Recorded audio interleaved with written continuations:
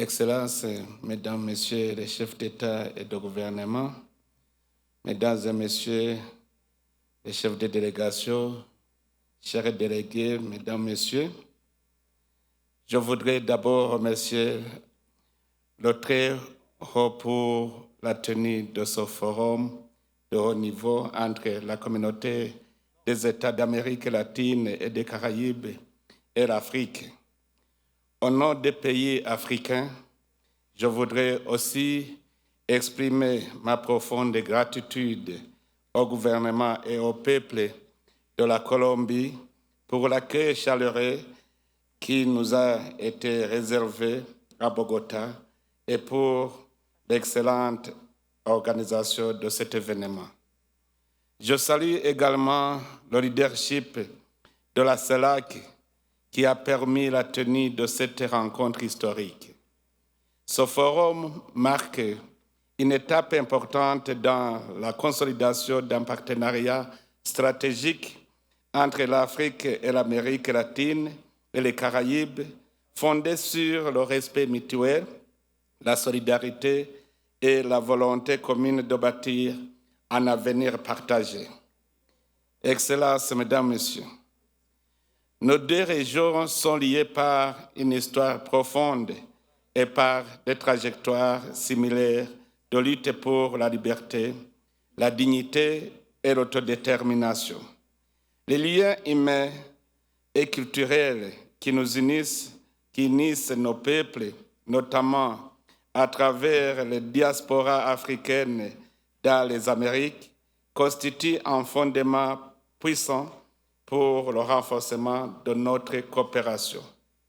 Cette histoire commune ne saurait être évoquée sans reconnaître avec lucidité et gravité les blessures profondes laissées par la traite transatlantique des esclaves et les systèmes d'exploitation qui en ont découlé.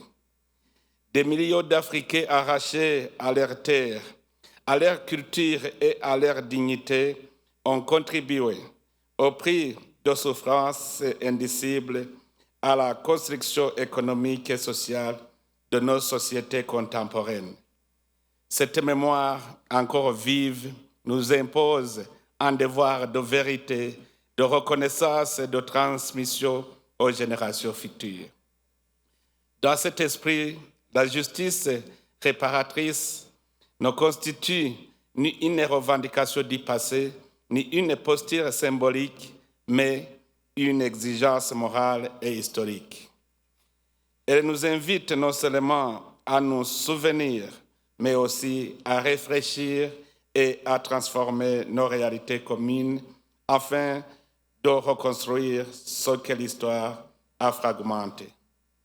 Elle appelle à une reconnaissance pleine et entière des injustices subies, à la valorisation des héritages culturels africains dans les Amériques, ainsi qu'à l'exploration des mécanismes concrets de réparation, y compris sur le plan financier. Elle nous engage également à reconstruire les liens rompus par l'histoire, à désenclaver nos espaces respectifs et à faciliter la mobilisation entre nos peuples, notamment à travers le renforcement des connexions aériennes et des échanges humains.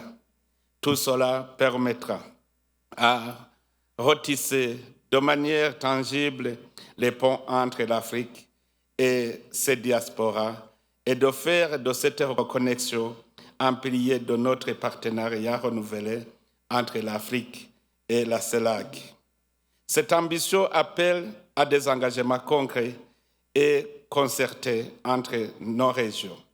Elle suppose la mise en place d'initiatives communes en faveur de la recherche historique, de l'éducation et de la préservation des patrimoines culturels.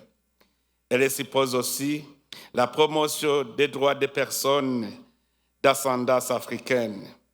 Elle invite enfin à explorer dans un esprit de dialogue et de partenariat des instruments innovants de coopération et de réparation capable de réduire les inégalités héritées de l'histoire.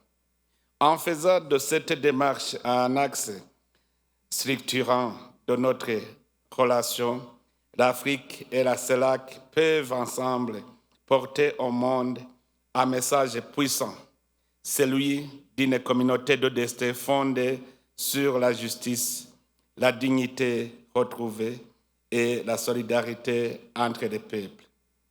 Aujourd'hui, nous vivons dans un contexte international marqué par des transformations géopolitiques, économiques et environnementales qui si profondes que tous les pays du Sud gagneraient à renforcer leur concertation et leur solidarité. L'Afrique et l'Amérique latine et les Caraïbes comptent ensemble plus de 2 milliards d'habitants. De ce fait, nous disposons d'un potentiel considérable qu'il nous appartient de transformer en moteur de développement, de prospérité partagée et de stabilité internationale. Dans cette perspective, le renforcement de la coopération économique et commerciale entre nos régions revêt une importance stratégique certaine. Les échanges entre l'Afrique et les pays de la CELAC demeurent encore en deçà de leur potentiel réel. Pourtant, nos économies présentent de fortes potentialités de complémentarité, notamment dans les domaines de l'agriculture, de l'énergie, des ressources naturelles, des infrastructures, de l'industrialisation et de la transformation locale. À cet égard, la zone de libre-échange continentale africaine ouvre des perspectives inédites pour les partenariats économiques avec la CELAC. En créant le plus vaste marché intégré du monde en termes de nombre de pays participants, elle offre une plateforme stratégique pour le développement d'investissements de chaînes de valeur régionales. Elle permet aussi de nouvelles opportunités commerciales entre nos deux régions.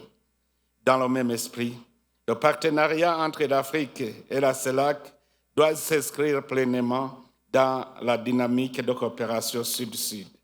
Celle-ci doit être fondée sur la solidarité, l'échange d'expériences et la recherche de solutions communes aux défis du développement durable. Excellences, Mesdames, Messieurs, le Forum de Bogota ouvre une nouvelle étape dans la relation entre l'Afrique et l'Amérique latine et les Caraïbes. En renforçant notre coopération politique, économique et culturelle, nous pouvons bâtir un partenariat stratégique fort et un partenariat capable de contribuer au développement de nos régions et à l'émergence d'un ordre international plus équilibré. L'Afrique demeure pleinement engagée à travailler avec les pays de la CELAC pour transformer cette vision en actions réalistes et concrètes au bénéfice de nos peuples et des générations futures. Je vous remercie de votre aimable attention.